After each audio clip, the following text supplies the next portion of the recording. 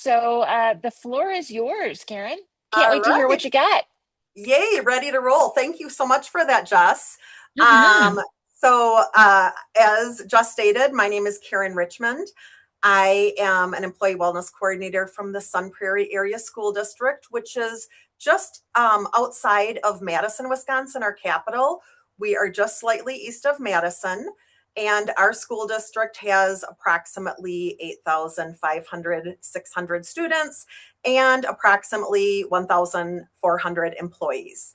So I just want to express my gratitude to Jess and Karyn and the Alpaca team for inviting me in.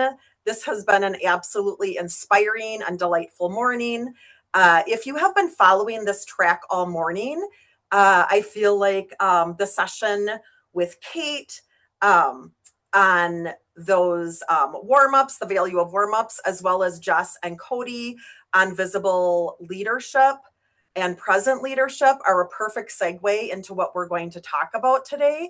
And I like to be an informal presenter. So I want people just to popcorn out if you have questions or comments as I'm moving through the slides.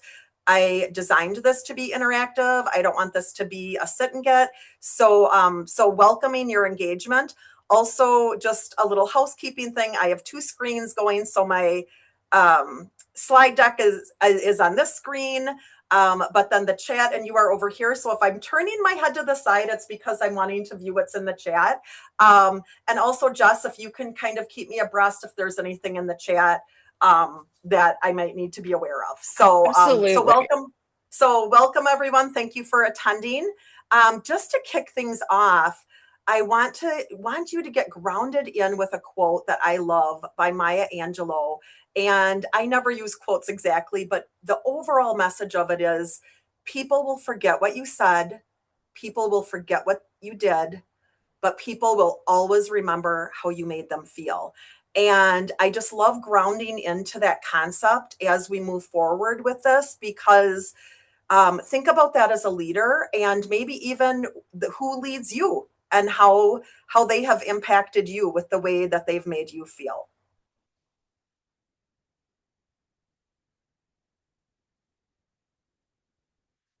Just for a session overview. So we're going to be talking a little bit about how well-being is a leadership responsibility. Often leaders are trained in curriculum, overall leadership skills, but they don't necessarily, well-being doesn't come to top of mind.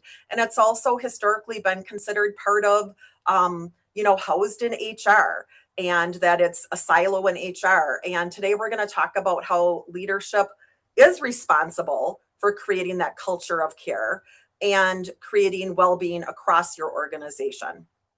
We're going to talk a little bit about how your daily behaviors as a leader shape this experience for creating that culture. And I just love the little wins. I have to hold up my little cowbell here on Little Wins Alpaca. I love that tagline because small shifts create a big impact. And a reference I also like to use, if any of you give me a thumbs up if any of you have ever heard the book Atomic Habits by James Clear and or read it. Oh, I'm seeing the thumbs up. Awesome.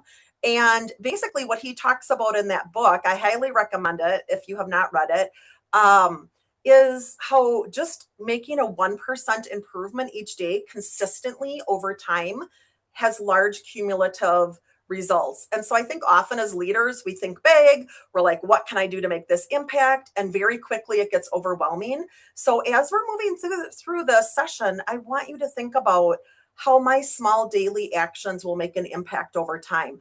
I don't need to create this huge initiative to make an impact. All right, just setting the table for what we're going to talk about and the why behind this. Why is it important to create a culture of care? Karyn already referenced this. I loved like the report that she shared out. A lot of that information was captured in that, as well as in the session that Jeff and Cody shared a few sessions back. So we know teachers are burned out. That's not a surprise.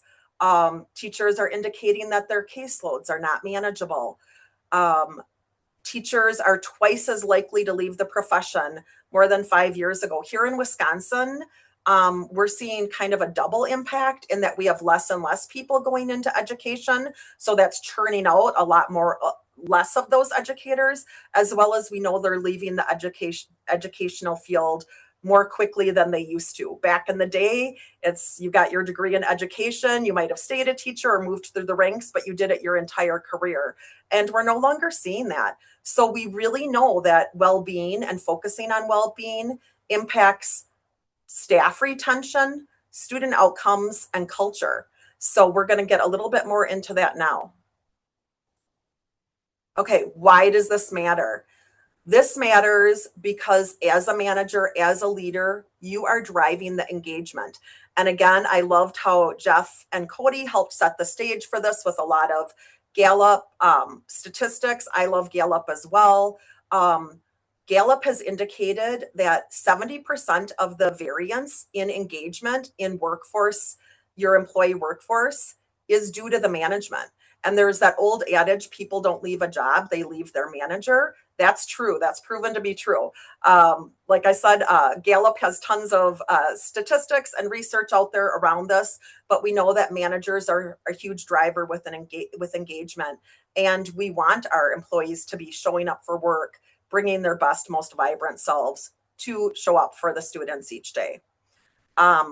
Another thing, again, that Jeff and Cody talked quite a bit about is how recognition boosts retention. Again, that is a Gallup statistic that people who feel recognized are twice as likely to stay in their role for longer term. If people do not feel like they're recognized in a meaningful way, they are much more likely to leave that job. And then lastly, again, just thinking about and reflecting on how leadership is impacting the overall culture of your organization. So one thing I would like everyone to reflect on for a moment is what daily leadership behaviors are hurting or helping staff well-being. And if you can pop those in the chat, that would be great. I know some of you might not want to be vulnerable and say, okay, I'm doing something that's hurting our staff well-being. But a perfect example is if you're in a leadership role, you're a high achiever. And one of those behaviors might be that you're burning yourself out or not setting boundaries for yourself. So if we can just take a moment to pop those in the chat, I'm just going to take a look at that. Yes, checking in with team members. That is an excellent one. We're going to be talking about that in a few moments. Being overwhelmed and frustrated. Yes. Let's see. Anything else in here? Anyone else? We've got saying hello to people in the hallways. Yes. Avoiding checking in because you know you're not going to like the answer. Yes, that's a good one. Those courageous, tough conversations that you don't always want to have. Yep. Being present in the conversations. Not acknowledging staff. Yep. Okay, great. Thank you for that participation. We're going to touch on all of those things. And again, as an educator, I love to be able to walk away with practical tools to put in your toolkit. And so hopefully you will walk away with that. And the thing that's really great is that they're simple and they're neutral cost, which again, as an educator and a leader, that's kind of talking our language because we're all under budget constraints right now.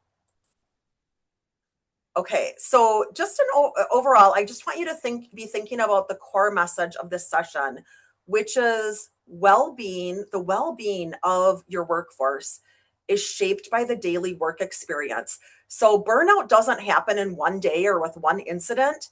It is cumulative over time. So just be filing that away and reflecting on that as we have further discussion ahead here. Additionally, as I already stated, leadership matters. It matters a lot. Again, Gallup says that creates a 70% variance in engagement of your employee group. And we want our people to be engaged because we're in the business of educating students. And if our teachers are burned out and calling in sick, that means that curriculum is not being delivered with rigor and fidelity on those days that there's a substitute in that classroom. And also if they're showing up feeling overwhelmed or stressed, they're not going to be able to bring their best self to deliver that curriculum with rigor and fidelity and meet all of the varying needs of the students, including their social emotional needs. So now we're going to get into the practical leadership practices that you can start implementing right away tomorrow and some tips to make those happen. So we're going to talk a little bit about one-on-one rounding, giving time back. That's a huge one. Many of you have probably, if you're in a leadership role now, you have been in the trenches at some point when you were a teacher, so you know how precious that time is. And as a leader, it's even more precious, really. Recognition practices, offering permission-based leadership, and also looking at the whole person as a leader. So one-on-one rounding. These are some key tenets of impactful one-on-one rounding. So often we may think about, okay, I'm meeting with an individual at the beginning of the year. We're going to go over what their goals are, what I'm evaluating them on, how they're delivering the curriculum. But are you also thinking about how you can help support them? So one of the things that we guide our leaders on and coach them on is including in that one-on-one rounding, asking that individual, how can I best support your well-being this year? And often if you're in the initial stages of implementing that, the person might be taken aback or shocked because they're not used to a supervisor actually taking the intentional time to say, I care about your well-being and I want to know how I can best support you. So be thinking about how you can co-create that plan with that staff member to identify how you can best support them with their well-being and with their other needs as an educator. Doing that helps to build trust. Also, the one-on-one rounding, you might have formal rounding sessions, but as someone stated earlier in the chat box, like don't forget about those check-ins.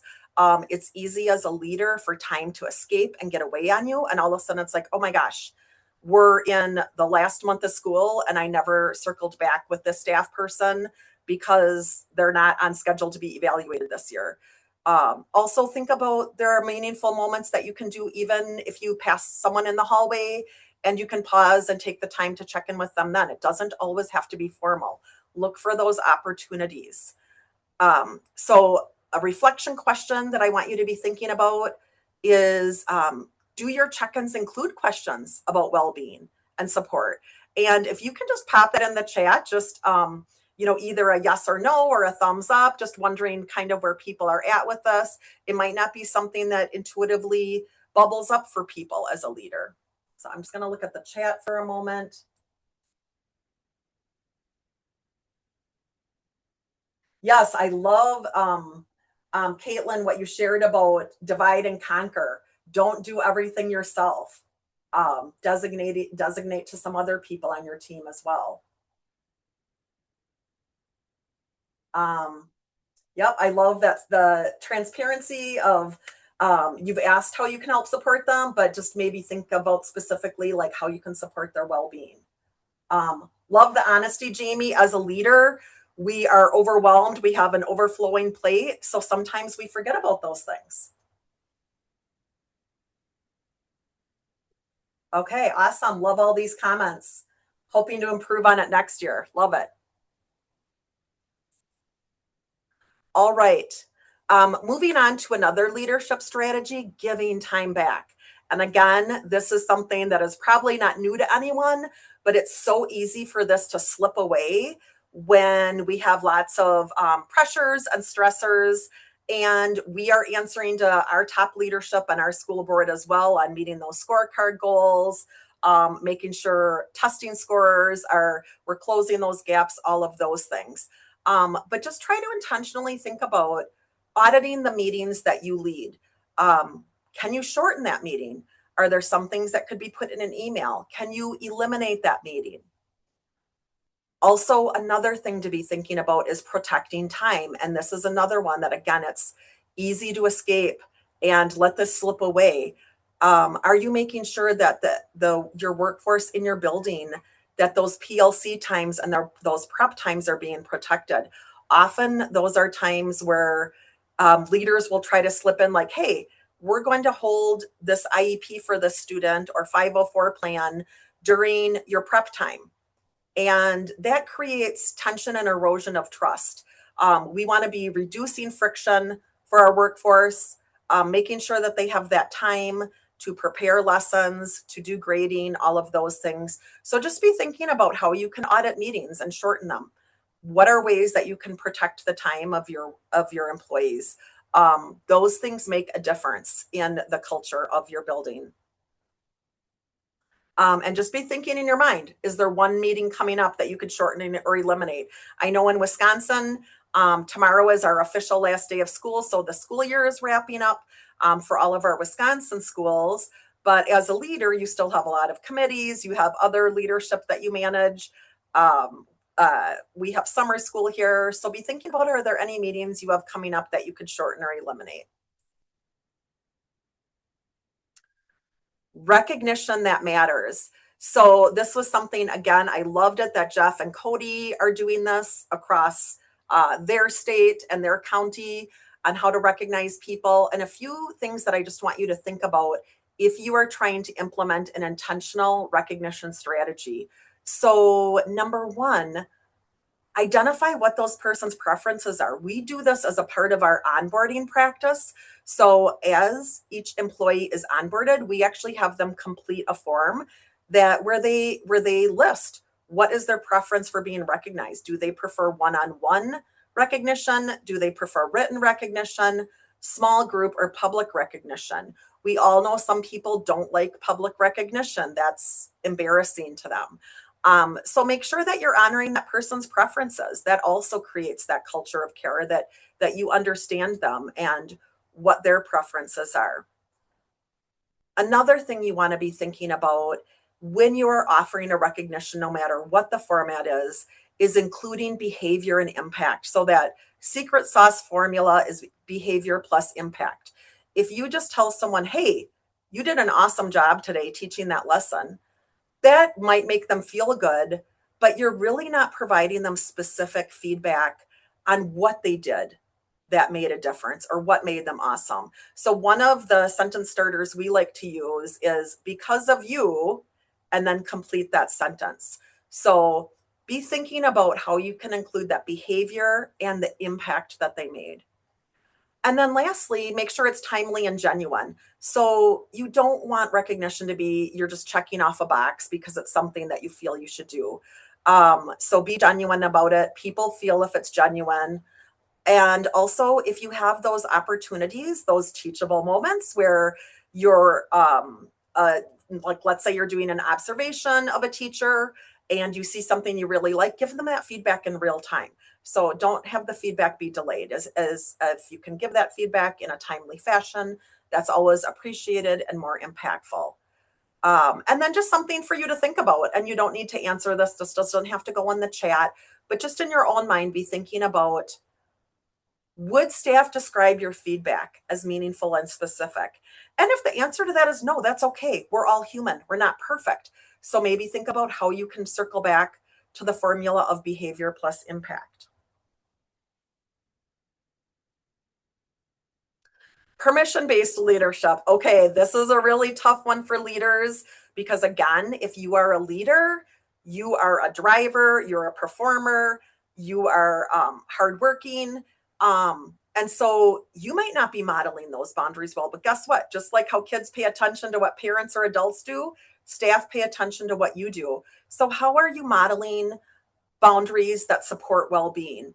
A great example from someone in our district is before she had children, she was at work really early in the morning, stayed really late. Once her first child became school age, she let her parents, or rather her staff know, I'm going to be taking my child to school every day. So I will still be here when school starts, but I'm not going to be here super early as I was historically. I'll be available through my cell phone, but my child is a priority and I'm going to be driving my child to school every day. Also encouraging balance, that work-life balance, home life balance. So again, are you burning yourself out with really, really long hours? I know as leaders, we do work long, hard hours. However, it's also important to manage our own stress. Whole person leadership. So thinking about Again, leading with empathy, flexibility, and supporting the real life needs of people. And that's very fluid and can change based on that specific person. Also, another thing that I like to share with leaders is, are you willing to make yourself vulnerable? I love how in the chat some people made themselves vulnerable by saying, "Oh, I'm not doing this, but I'd like to." That's honesty. And we're all human. We're all living a human experience.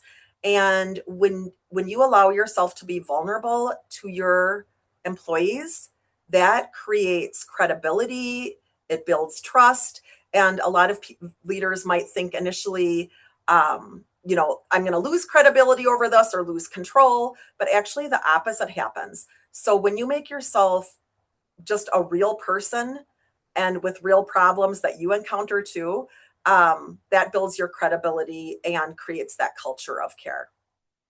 And just be thinking about, when was a time that you maybe had to implement some flexibility or empathy toward a team member because maybe they had a really acute, stressful situation going on in their personal life?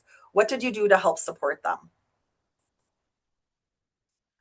Okay, kind of tying everything together again.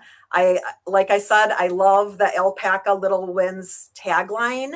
Again, going back to James Clear Atomic Habits, those small actions drive culture, and that consistency matters. And one of the things that I do and that many of our leaders do and we coach them to do is putting reminders actually in your calendar, little blocks. I'm going to put in a 15-minute block twice a week where I'm going to intentionally send out recognitions to people on my team. And I'm going to do that every week. I'm not just going to do it for 2 weeks and let it drop off. Another thing that I absolutely love, and I swear Alpaca is not giving me any kickbacks for this, but I just love Alpaca. These culture cards that they have created are phenomenal. Using these in your meetings. Get one, give one. Write a thank you note and leave a blank one in it to say, pass it on.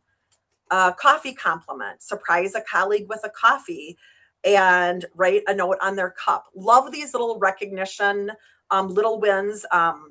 These culture cards from Alpaca give you some great tangible ideas. Again, just recapping, how does this bring value to your organization? Creating a culture of care builds engagement. We want an engaged workforce. It helps reduce that burnout. When people feel cared about, somehow that makes them just feel more engaged and appreciated. Also, we know that making people feel cared about and creating a culture of care, that retains your people. People, again, they leave managers or negative work cultures. They might love their job, but if the culture is not supportive of them, they might choose to go elsewhere. And again, we know that fosters that strong culture. Okay, so what can you do? 3 action steps you can start tomorrow. Think about, how can you audit one meeting? Is there a meeting that you could shorten, combine, or maybe put it in an email, take it completely off of the calendar? Check in with someone with intention. So rather than just passing in the hall or having a friendly exchange, really take the time to have a meaningful conversation with that person and make them feel seen and heard and valued. Check in with how they're doing with their well-being. And then lastly, another little small action you could do is, again, recognizing someone meaningfully. Is there someone on your team that you can celebrate and use their preferences to celebrate them? It might be public, it might be a written note, it might be a one-on-one conversation, and use that formula of including their behavior and the impact that they made. Lastly, here's your call to action. So what one leadership action can you commit to this week? And I see we're at 129, but I would love it if people would just be willing to pop something in the chat. Perhaps one of those things that we just discussed on this previous slide. What's one thing that you can commit to this week? And another thing that I love about the workbook that Alpaca created is, we all know as educators, when you write something down, you are much more likely to achieve that goal or accomplish that action step. So I love that that we will be moving into the workbook, and you can write that down in your workbook as well as a reminder. All right, looking over just the things here. Love all of calendar recognitions. Love that. Hmm. Thank you notes. Jess, do you want to comment on any of these? Sure. Yeah, absolutely. I love the one about thanking summer staff for working over the summer. Mm-hmm. Lots of notes about summer, checking in with intention, adding check-ins to the calendar. Lots of focus on that there from different people on the team. Um, yeah. Oh, let's see. Oh, building in time to recognize staff is something that will be helped by putting it into writing. Yes, Definitely absolutely. agree with that. Yeah. Make So it part of your true. staff meetings. And you as Yeah. a leader can role model that, but their recognition should be in different directions. So it should be across colleagues and peers as well. Is that something that you can build into a staff meeting? Mm-hmm. Mm-hmm. Um, I know we need to move into the workbook, but does anyone have any questions that they would like me to answer We or have thoughts? time if there are questions, Okay, Karen. We okay, can we can abbreviate some of that other time if people have specific questions that they would like to ask. okay. Ooh, we close our meetings with a gratitude whip around, which I'm assuming Oh, means that everybody is saying what their point of gratitude is. That's I love that. fantastic. I love that. This is one of the things that I love about these sessions also is we all learn from each other. I just offered a general framework for it, but we all get ideas from each other. So if anyone has any other ideas that they want to pop in, please pop them in the chat. Oh, would I be willing to share my survey that I give my faculty on their preferences for recognition? Absolutely. Not sure how Jessica on the back end is Alpaca Mhm. going to be like sharing out additional resources Yeah, or if you share that with us, we can distribute that to the list of absolutely. registrants. Absolutely. Yeah, happy to do that. Great. Anybody have any specific questions or comments for Karen or want to come off mic and ask anything specifically? I do see a comment from Jamie about what you Mhm. include in your beginning Oh, of the year wellness, your staff survey. So actually backing up, Jamie, we actually send out a staff survey before the end of the year. And that includes a wide array of questions around culture and how they can best be supported. And it is a Google survey, and I am happy to also share that out with Jess and Alpaca, and that can be shared out with people, and you can look at all of those questions. Since we, wellness is a huge part of our strategic scorecard. We are very intentional about how we do things, but it can be more informal too. It's something you could do at the beginning of the year as a building leader or principal. But I'm happy to share that out with you. Um, Let me just take a look at these other questions. Is there any other questions? Um, if there's any other questions, if you want to come off mic, I'm happy to answer them. Otherwise, I think that covers the questions. But I have a wide array of resources that I can share out, including some of the things that we do for recognition. You probably can't really see this, but we have like a best practices. This is something that we created and put in these within these little like holders, and these that were given to our leaders with a training on how like the best practices of recognition, how sentence stems. Again, it's like those three best practices. How does your team prefer to be appreciated? The behavior plus the impact, and then also giving you sentence stems. I can share that as well. thank you. So appreciate that, Karen. Is there anything that you think, based off of the conversation so far today, that might be a good conversation starter for the breakout room as they head there to have a little group conversation?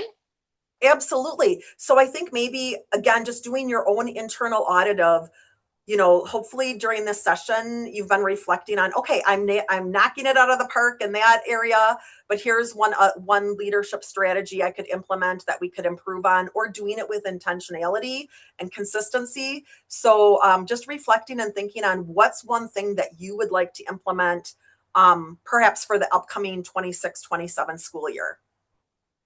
Fantastic. Thank you so much, Karen. Really insightful.